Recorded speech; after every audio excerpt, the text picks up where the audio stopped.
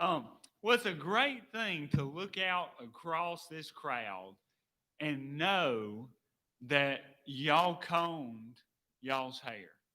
I'm so glad it looks like y'all combed y'all's hair. Y'all picked out some good clothes to wear today. Some of y'all even ironed them. I mean, y'all going the 100%, 10 miles. Like y'all did a. I just want to tell y'all, looking out across this crowd this morning, that y'all look good. And here's the thing about looking good. You have this one piece of equipment that you need to look good. And this piece of equipment is not very technologically advanced, but yet probably every one of us in this room used it this morning, right? And that is a mirror. And the thing about mirrors is that sometimes they make you angry because you don't look that good. Maybe your hair's out of place, maybe your clothes are all crazy, and so really and truly, it makes you frustrated. But here is the craziest thing about this situation: the only person that can change that situation is you. That's it. Like this morning when you got up and you got in front of your mirror and your hair was like, all over the place and you had to comb it. What you did not do, you didn't say, well, you know what? I need to call Brother Matthew because that sucker came over to my house tonight and messed up my hair while I was sleeping. Nobody says that, right? You don't call anybody else because whose fault is it? It's yours. You went to sleep and slept wrong and your hair's everywhere. And and some of us handle mirrors in different ways. Like maybe you've never done this, but you know it's not going to be good when you look. It's not going to be good. So you go in and maybe you got two lights in your bathroom. Well, you only turn one on, right? Like the back one, so the light's not just real bright and you can see all your flaws and you makes you look a little better, right? Or maybe you have a favorite mirror. Like you firmly believe that if I get in front of this mirror, I know that I always look the best. Like something is wrong with the mirror and it makes me look the best all the time. And so the good news is that we can change our situation. We can do that. Like whatever you're dealing with this morning and whatever I'm dealing with, whatever anybody in the world is dealing with, we have a long list of reasons why change cannot happen in our life. And almost 100% of them deal with the fact with other people and other places and other things. And we leave ourselves out. And so the good news is that I'm telling you, you can walk out of here today and your life can change.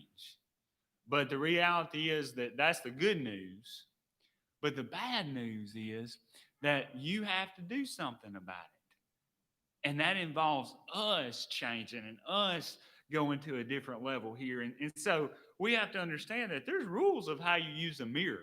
There's rules. Like if you want it to work out, you have to look, you have to turn the lights on, you can't turn it around, and you have to listen to what the mirror is telling you. And the same thing applies to God and His directions for our life.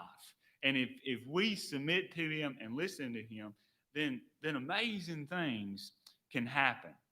So if you would turn with me to Joshua chapter 6, verse 18, it says this: But keep yourselves from the things set apart, or you will be set apart for destruction. If you take any of those things, you will set apart the camp of Israel for destruction and make and make trouble for it. And so we find here that God has been so wonderful to Israel. That God has blessed them so much. He has brought them away from the slavery in Egypt to the promised land. And when you think about the word promised land, you think about a good place.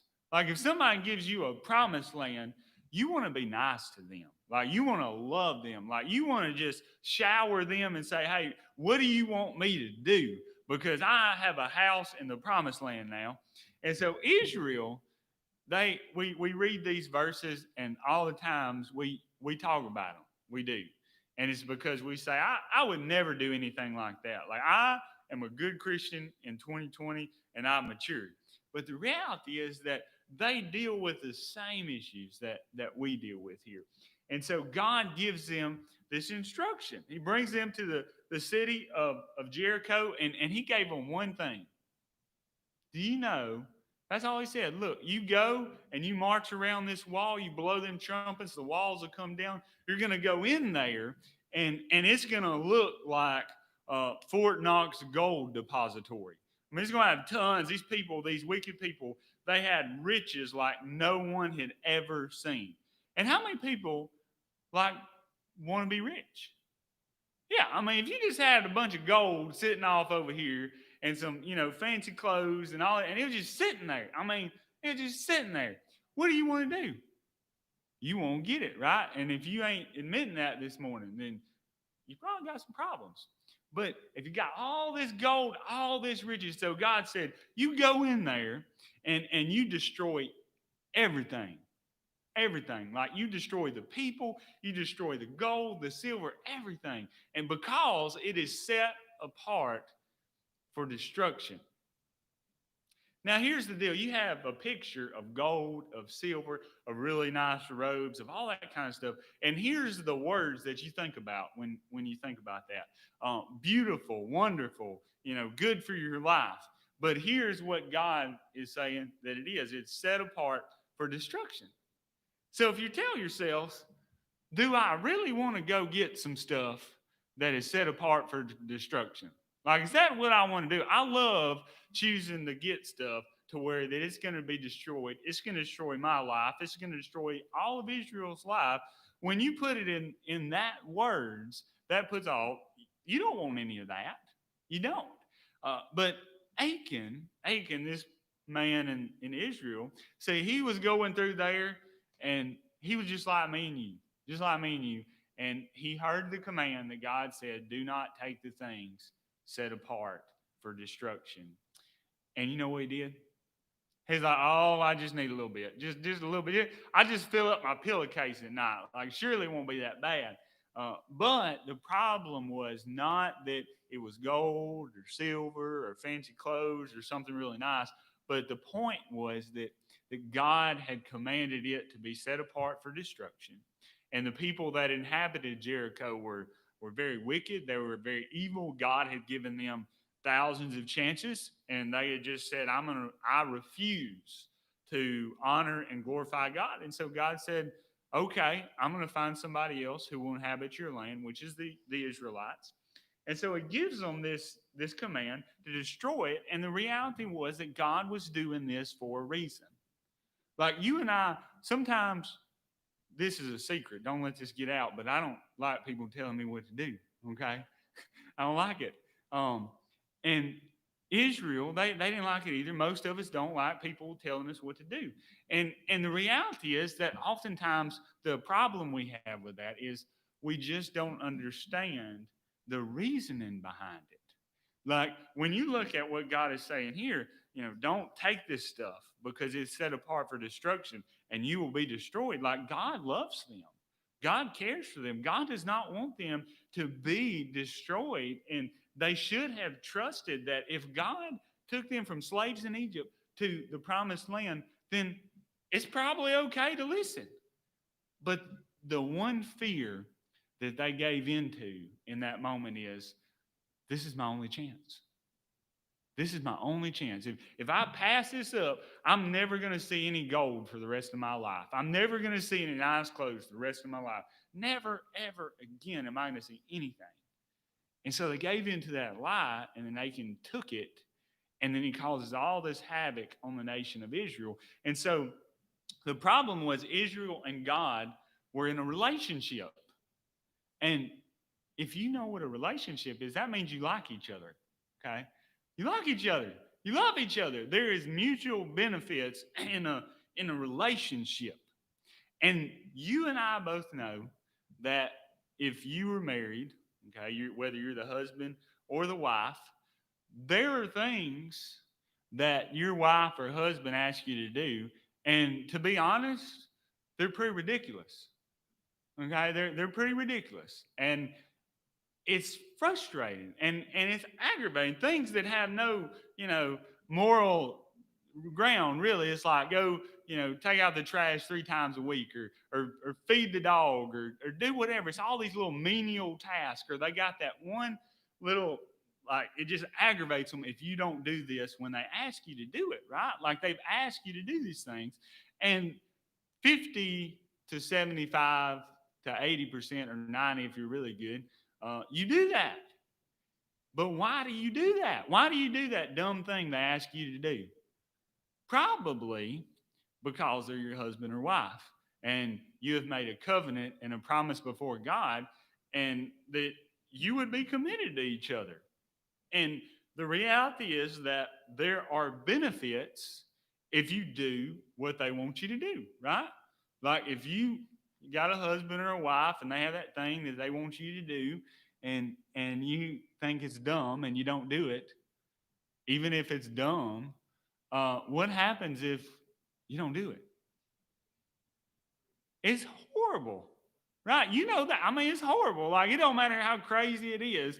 It would have been better for you to just do it, and because this person lives with you, right? Like, how crazy is it to just make the person that is there with you all the time super angry at you, who cooks your meals or does whatever? Like, that don't make no sense. And that's what we have to understand with God. And that's what God was saying here. You know, they had a relationship, like they had a promise, and God had done so much for them. He gave them a promised land, taking care of all their problems.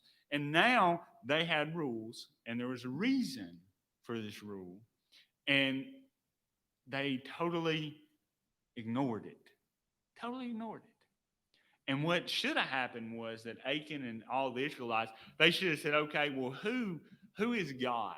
You know, God has taken care of us. He has fought for us. He has protected us. He has done great and mighty things. So therefore, we should probably do what he says, because every time he has our best interests at heart. But that is not what they did. And so what we have to understand is that, like, we have a choice to make in our lives. And God tells us to do stuff sometimes. And sometimes, I don't know, maybe you're a good, better person than me, but sometimes we don't want to do it. We don't want to do it, right? Because we're like, Lord, that does not sound good at all. Like, that sounds the most ridiculous thing I've ever heard in my life.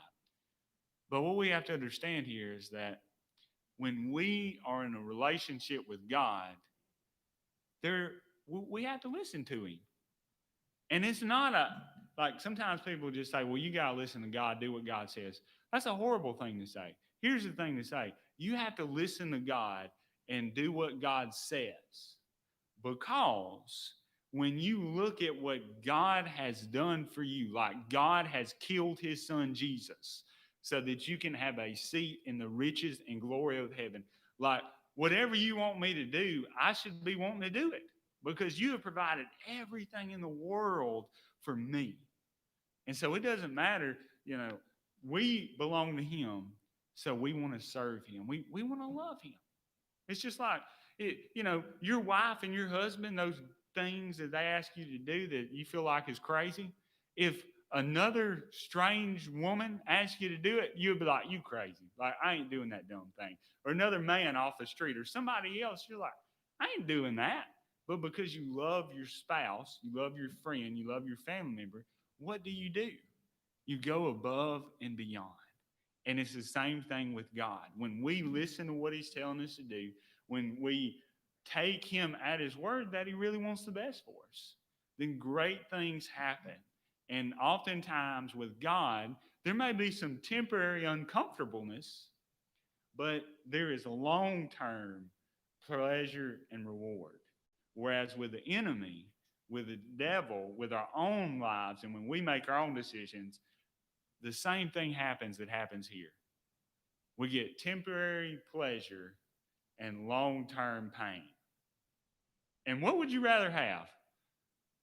I think I would rather have long term pleasure, like, you know, but what happens is we let our mind get away from us and we forget the God behind the commandment.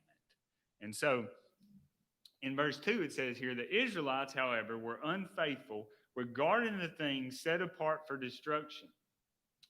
Achan, son of Carmi, son of Zabdi, son of Zerah, of the tribe of Judah, took some of what was set apart, and the Lord's anger burned against the Israelites.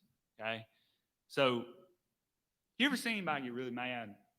I've seen some people get really mad. And the thing about it is that how bad somebody's anger is really is dependent on how powerful they are. Like, if it just depends.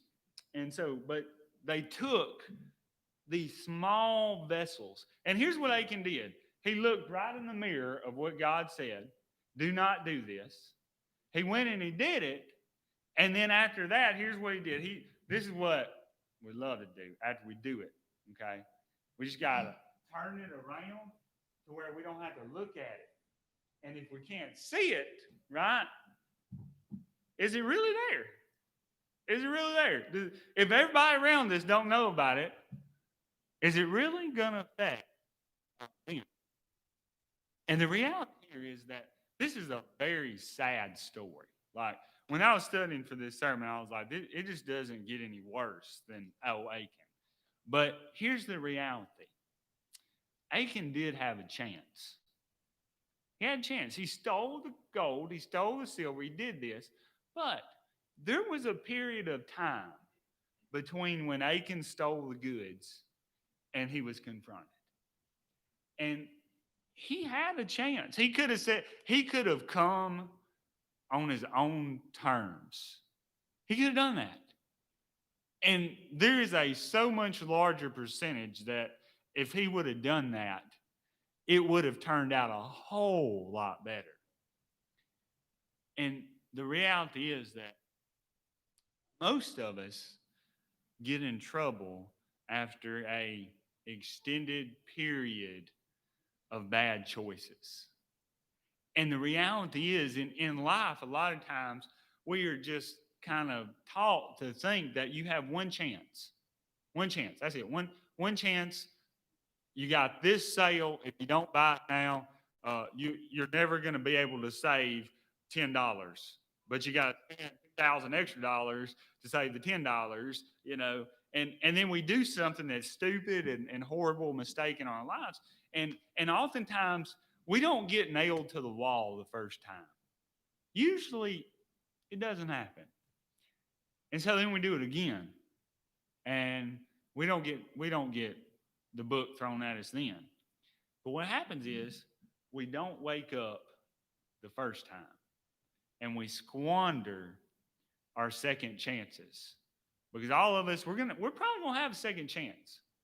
And when we have that second chance, here's what we need to do. We don't need to turn it around, okay, and bury it so deep down in our hearts, covering it up with good food and pleasures of our life and what we want to do, that we forget about it and then we make the same mistake over and over again. But see, what we got to do is that we got to confront it when it happens with God. And when we do that, we can change, we can see change happen, and we can see great things happen. But Achan, he wasn't like that. He was definitely not like that. So in Joshua chapter 7, verse 10, it says this: the Lord said to Joshua, stand up. Why have you fallen face down? Israel has sinned. They have violated my covenant that I appointed for them. They have taken some of what was set apart. They have stolen, deceived, and put those things with their own belongings. With their own belongings. This is why the Israelites cannot stand against their enemies. They will turn their backs and run from their enemies because they have been set apart for destruction. I will no longer be with you unless you remove from among you what is set apart. Go and consecrate the people. Tell them to consecrate themselves for tomorrow. For this is what the Lord, the God of Israel, says. There are things that are set apart among you, Israel. You will not be able to stand against your enemies until you remove what is set apart. And so we have this interesting thing here where after they defeated Jericho and they were winners, like everybody likes to be a winner, and winning has a mental effect on your life. Did you know that? When you're winning, when you're successful, when everything is going great, your confidence is up. Like you're excited. You're on top of the world. And that's how these people felt. They was like, man, we went in there. We didn't even have to draw a sword. We marched around these walls and made them fall. Do you know how amazed at yourself you would be if that happened? Like your mind would be blown. You'd be like, don't touch me, okay? Because I will march around your house and it will fall. Like Israel was like, man, this is amazing. We are powerful. And so, but they didn't know about their weak spot. They knew about Achan. So they come to the next city and they go and they scout it out. And here's what they say. Oh, man, this ain't gonna be a problem at all. Like this is like a small grain of sand compared to that large city of Jericho. Like we can take them out no time. Like we probably don't even have to march. We just blow them away. And so Joshua sends 3,000 men that way, and they go and they fight. And you know what happens? They lose like nobody's ever lost in their life. And see, 30 something men died. And they didn't have to. They didn't have to. Whereas the battle before, you know what the casualty rate was? 0. Can you believe that? All them people mad at each other, all them weapons, all them problems, and 0 casualties. But here we have way fewer numbers, and we have 30 something men who've died. So you know what Joshua does? He does this magical thing that just helps so much. None whatsoever. He decides that this is a great time to fuss at God. Yeah, he prays one of these poisonous prayers. And what I mean by poisonous prayers is that he talks to God, but it's a one-way conversation. You ever been in a conversation with somebody where it's a one-way conversation? It is so frustrating. Like it's so aggravating. And God and Joshua was having this one-way conversation, and Joshua was probably thinking, I'm being all spiritual, I'm being all great, good. I'm on my knees praying, I'm on my knees. I'm not just standing up praying, bowing my head, but my face is down, and I'm really giving God my peace of my mind because He brought us over here. He did all that. So why did He not come through this time? Like, what is wrong with you, God? Why did you allow these men to die? Why did you allow us to be ridiculed and embarrassed, right? And so God listens probably to this whole thing and waits and says, the Lord said to Joshua, stand up. Stand up. And then God proceeds to tell him, like, you got an issue in your camp of Israel. That is the problem. Like, I'm not the problem. You the problem. And if you want me to come with you, you're going to have to do something about that problem. And if you continue on with this lifestyle, then I'm going to leave you. I'm going to go. And so we find that Joshua was faced with the reality of the situation, but he was blaming God for it, right? And even though we don't look in a mirror and look at our hair all messed up or our sunburn or something about our look, even though we don't do that, and then when something's wrong, we call and fuss at the mirror company or call and fuss at the preacher or your mama or somebody like that. You don't ever do that. You know, like, hey, they're number one, they're just not gonna care, They ain't gonna do nothing. They ain't gonna come to your house and comb your hair for you. But the responsibility is up to you. And so what we have to learn in life is that sometimes sometimes we make mistakes. And what we like to do is that we don't like for people to know that we make mistakes. You know that? Like, we like to come to church and everybody think that, like, we're the Christian to go to. Because if they find out that we have sinned, then they're going to think we're going to hell. I mean, that's really what it boils down to. So what we do is that we look in the mirror and we see that this is not good, right? Like, we have sinned, we're horrible people, we have problems in our life. Maybe our marriage is not good, maybe our kids are just absolutely crazy, whatever it is, we have these problems. So what we have to do is we have to find somebody to blame. Okay. We have to find somebody to blame. So sometimes here's a great person to blame for some of our problems. Sometimes we can say, you know what? Instead of me, I think it's probably the government's problem. Okay. So what we'll do is we will blame it on the government, whether it's Democrats, Republicans, whoever it is. So we'll just write the government down here. And what we'll do is we'll take what we have done and then we will put it on the actions that we have committed. And then when people ask us about it, or they look at it, or we look at it, we say, oh, no, that's not me. That's the government. Or then sometimes in our life, when we have problems, maybe it's a relationship in our marriage, maybe it's our family member, whatever it is, we say, well, I'm doing my part. I mean, I have done my part. Like, I'm like most heavenly person to live with. And we're like, well, what about all this stuff that my wife or husband does? Or all this stuff that my family member does? If my family member was a better person, here's what would happen. I would be so much better behaved, right? So then we say, well, we're gonna blame this on our family member, because if our husband or our wife or our family member would just get their act together, like, our life would be better. It's really not my fault, right? Like, it's not me. And so then we put that up here. So then we begin to form this false view of ourselves, and then it just goes deeper and it just goes deeper and it just gets worse, right? And so then we say, well, maybe we have this habit of life of, it doesn't even have to be anybody related to us, anybody, nothing, just somebody on the street, like somebody else. We'll call him Average Joe. Okay. We like to find Joe. We like to put our problems on Joe.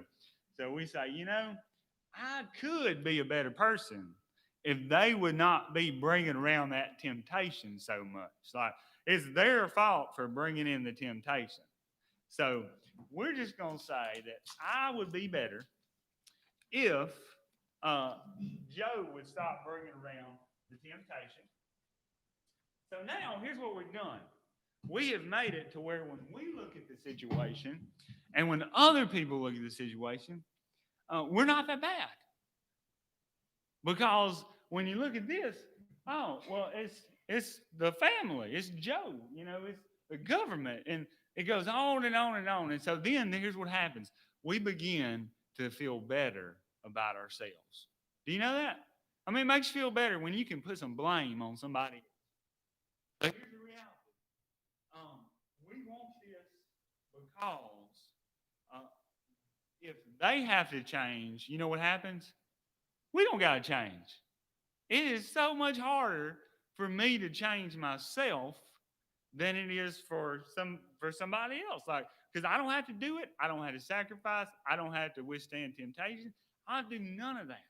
And so this morning, you may be dealing with some stuff, and I'm just gonna say you are, because I mean, I'm the pastor of a church, and I got stuff comes up all the time, right? Like, everybody does. And the reality is that you have to ask yourself the question that we know that you won't change in your life. I mean, everybody wants change. But here's the reality. You have to ask yourself, how are you looking in the mirror at it? Are you putting the blame on other people? And you might be saying, well, Brother Matthew, you just don't know my situation. Like, you just don't know how such and such is or what such and such is done. But here's the most craziest thing in the world: 90% of those situations would get 2,000 times better if we changed ourselves first. And so the step that we have to take is we have to look at ourselves in a truthful manner. And when we do that, great and wonderful things can happen. So all of a sudden, Awaken, he's not on a good trip here. He's not on a good trip. But in Joshua chapter 7, verse 19, it says this. So Joshua said to Achan, my son, give glory to the Lord, the God of Israel, and make a confession to him. I urge you, tell me what you have done. Don't hide anything from me. Achan replied to Joshua, it is true. I have sinned against the Lord, the God of Israel. This is what I did. When I saw among the spoils a beautiful cloak from Babylon, 5 pounds of silver, and a bar of gold weighing 1.25 pounds, I coveted them and took them. You can see for yourself. They are concealed in the ground inside my tent with the silver under the cloak. So Joshua sent messengers who ran to the tent, and there was the cloak concealed in his tent with the silver underneath. They took the things from inside the tent, brought them to Joshua and all the Israelites, and spread them out in the Lord's presence. Now, you talk about a depressing chapter, okay? Like, this is depressing because here we have Joshua bringing all the people before him and asking them, like, tell me the truth. Tell me the truth. And Achan says, I'm going to tell you the truth. Like, I just have this envision of this interrogation, and Joshua's like, look, tell the truth. Glorify the Lord, right? If somebody tells you glorify the Lord, what's that sound like? Something good, right? Like, we're going to glorify the Lord, right? Like, we're going to praise the Lord like we did a while back. We praise the Lord. Like, sounds good, right? Well, here's the thing. Achan, he confessed. He said, hey, it was me. It was me. I took it. I'm sorry. I coveted it. And really and truly, you look at what he said, and it's not even really a good confession. Like, it's not a repentance. It's not, I'm so sorry. I'm fall down on your face. Not really much of that there. But so Joshua goes, they get the stuff, they bring it back, and then here's what happens. Here's the consequences of Achan coming forward and glorifying God. In verse 24, then Joshua and all Israel with him took Achan, son of Zerah, the silver, the cloak, and the bar of gold, his sons and daughters, his ox, donkey, and sheep, his tent, and all that he had, and brought them up to the valley of Achor. Joshua said, why have you brought us trouble? Today, the Lord will bring you trouble. So all Israel stoned them to death. Stoned them to death, they burned their bodies, threw stones on them, and raised over him a large pile of rocks that remains still today. Then the Lord turned from his burning anger. Therefore, that place is called the Valley of Achor still today. So, man, I tell you what, he come out good on that deal, didn't he? Not at all. Not at all, right? Like, for just a little bit of gold and silver. So what's the deal here, right? Well, here's the deal. Achan's decision cost 30-something people's life. It cost 30-something people's life. For those people to die, cannot come back. On top of that, Achan and God were in a relationship. Okay, was in a relationship. And that relationship was that Achan was supposed to be committed to God because God gave him everything. And so Achan was supposed to obey. And this stuff that he got was set apart for destruction, right? Like, if you had all this stuff right here and you had a big sign that says set apart for destruction, that doesn't mean like anybody take it. It's old stuff. We want to give it away. Like, that means if you align yourself with it, you're going to go to the same place that it's going. And so It also sounds horrible because obviously it is, but here's the reality. There is good news in this because God could have said, you know what? All of y'all need to go. Every one of y'all. Because Achan did take some gold and that sort of thing. But everybody else in Israel, I promise you, they was not perfect.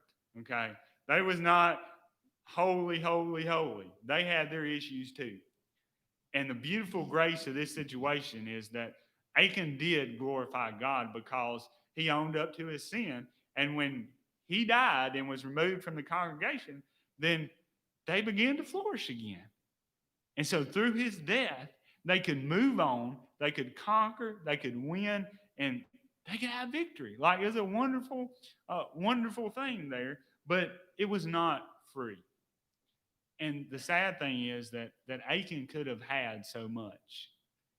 And the problem was he wanted temporary, right now pleasure, but it cost him everything. Cost him everything. And we have to understand that same concept that I mean, I'm gonna be realistically. Sometimes we do ask God like, why are you so strong, you willed, and like telling me what to do? But here's the reality: there's a reason that He tells us what to do, and even if there's not any other reason that we can even find on the face of the planet, we should probably take the family approach when your spouse tells you something kind of crazy and you do it and it goes better for you, right? It does. So God, same thing. Like He loves you, He has killed His son for you, and somebody that has killed His son for you probably is not trying to steal from you and ruin your life. So we have to come to that realization. And so in chapter 8, verse 1, it says this. This is the saddest ending anything in the whole world. In chapter 8, verse 1, it says this. The Lord said to Joshua, do not be afraid or discouraged. Take all the troops with you and go attack Ai. Look, I have handed over to you the king of Ai, his people, city, and land. Treat Ai and its king as you did Jericho and its king. And then he goes a little further. Just a little further here. Except that you may plunder its spoil and livestock for yourselves. Poor dude. You know, like, I mean, poor guy. Like, he got stoned. His whole family got stoned. They got burned. And now, if he would have just waited, right? I mean, if he would have just waited, he only had a little bit. In all reality, he only had a little bit. But if he would have listened to God, he would have had more than he could ever imagine, right? Like, I mean, that's almost uncomfortable because we're like, well, surely that can't be true, like some kind of prosperity gospel or something. But we have to come back and realize that, like, God knows what He's doing. And as long as we trust Him, right, great things can happen. And God did something that we would never do, and that is He gave Israel grace. Because here you have Israel, and they've stole the stuff when God told them not to. So you would think if you said, oh, well, I'm just going to give y'all the run of things, that would be crazy. That would be dangerous, right? You would think God would go the other way. Let's restrict this to where, it's even farther than it is. But that's not what God did, right? And so if we want to change our lives for the better, and if we want Jesus to change us, it's so funny. It's really not that hard, but it's so hard because we have to take this and we have to look at our lives in the mirror of what God says. And we have to look at the excuses that we make, and we have to get rid of them. And once we get rid of them, only at that point can God help us. That's it. Only at that point.